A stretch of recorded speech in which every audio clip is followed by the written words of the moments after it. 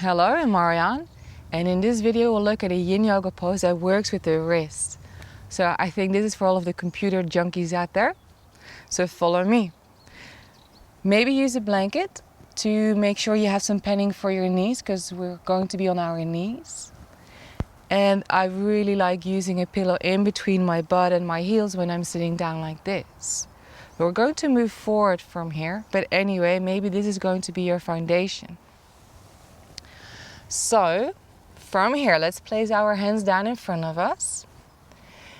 And let's work with the extension of our wrist first. So you turn your hand outwards and towards you as far as you can.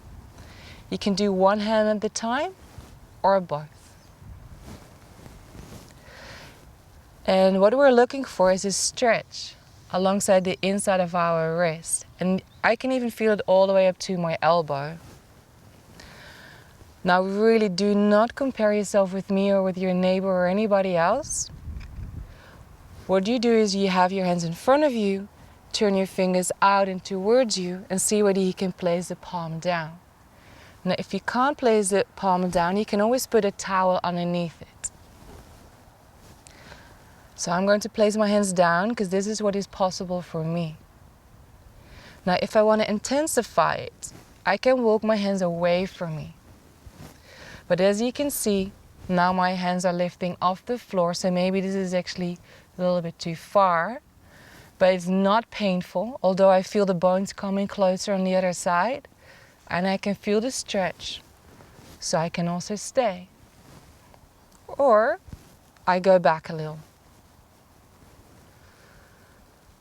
And I keep my butt down, I keep on leaning back, I'm letting my arms do the work. And I can overextend my elbows. If it looks a little funny, don't worry. It's not hurting me. It's just how my body is made. And then when I feel I've done enough of this stretch and I want to come out, so I pull my stomach in towards the core. I lift my upper body up, place my hands down, and I rest. So now let's continue. Let's place the hands down. Bring the top of your right hand down. So now we're going to look for a stretch on the top of your right hand alongside the wrist. Now this is how far I can flex my wrist. I cannot go any further. If I were to do that, my elbow starts to bend, and then also I can feel that same movement in my shoulder. So I keep my arm as straight as I can, and I focus on the stretch on the top of my right hand and wrist. Now I find this one pretty intense, and even though normally we do it for 3 minutes, I would recommend maybe do 2 or 1